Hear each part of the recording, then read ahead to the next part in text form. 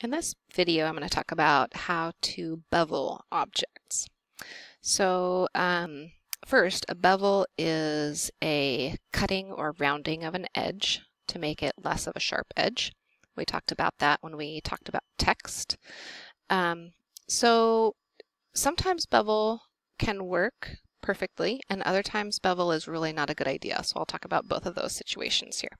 First, I'm going to go into edit mode. So I'm going to hit tab. And I want to select an edge to bevel. So I'm going to try to bevel this top edge here. So I'm going to go into edge select. I'm going to A to unselect everything. And then I'm going to use Alt right click, and that will help me select a loop. It's only going to select up to where this top face is divided, and then I'll have to add some on. So first I'm going to go ahead and hold down Alt and click along the edge, and you can see that it has selected around to here.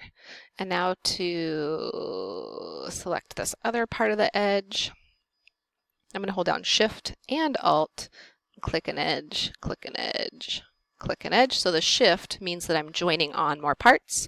The Alt lets me select the next section, basically. Okay, so now I have my entire edge selected. If I didn't have this Boolean dog in here, my edge selection would have been really easy. It would have just gone zoop all the way around when I hold down Alt and right click. Okay, so now bevel is Control B. So I'm going to go ahead and do Control B. And you can see that, wow, my last bevel, it remembers whatever you did for your last bevel. So my last bevel, I had several faces. Yours is probably going to look more like this, with just one face coming in all the way around. You can pull in, I'm pulling away from the center, and you can pull way too far.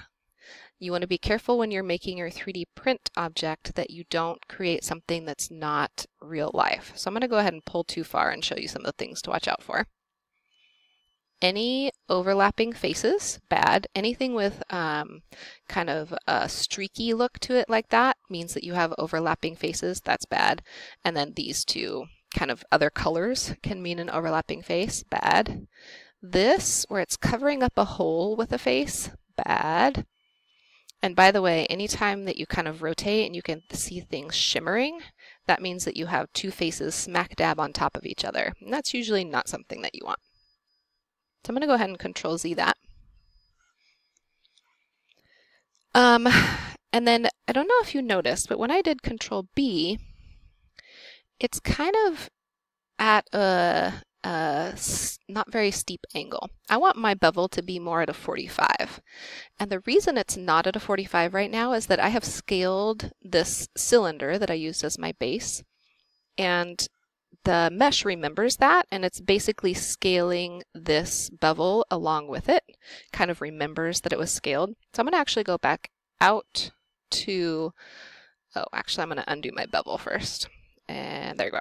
I'm going to go out to object mode, and I'm going to do Control A, and that brings up this apply menu. And I want to apply my scaling that I've done before, so that I'm saying this is actually my object with no scaling anymore. And then I'm going to go back into edit mode. I still have my edge selected, yay. So I'm going to do a Control B again.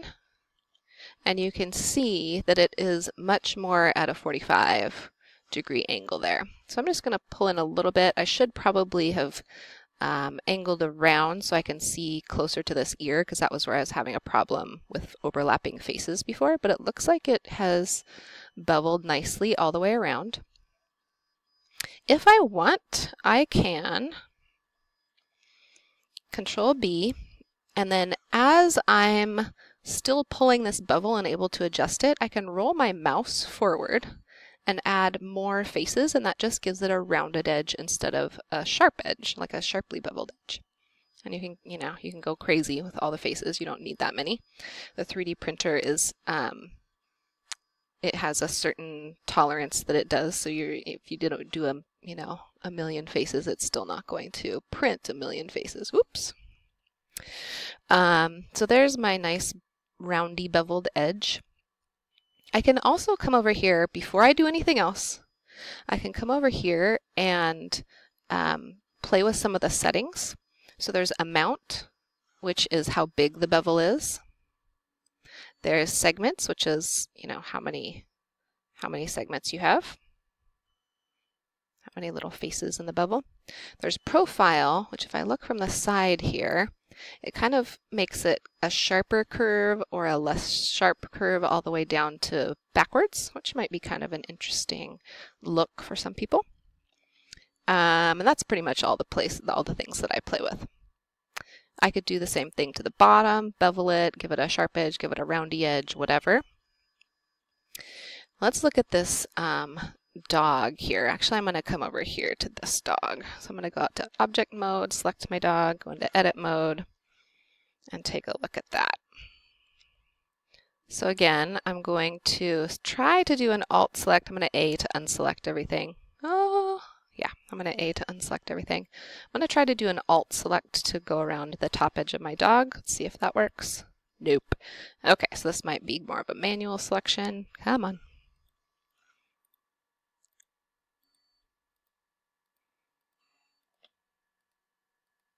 Luckily, I don't have too many edges because this is kind of a pain. Boop. Okay, so I've gone all the way around the edge. With this, I'm suspecting that bevel will not work very well. So let's try Control B. Let me go back to this. Oh, you know what? It actually looks pretty good. On some of these bevels, well, you can see you can definitely go too far. And on some shapes, you really can't get any bevel at all. It's going to do something weird like this tail's like inside out. That's not going to 3D print. So just be careful about your bevel when you do it. If it looks like it's starting to turn inside out, just don't do a bevel. You don't have to. Not all shapes will allow you to. It looks like actually my dog will allow me to. I'm kind of surprised. So there we go. And I could round it if I want or whatever. Oh, I forgot my profile was inside out. There we go. Okay. That is it for bevel. It can give you kind of a nicer finished edge than just a sharp edge.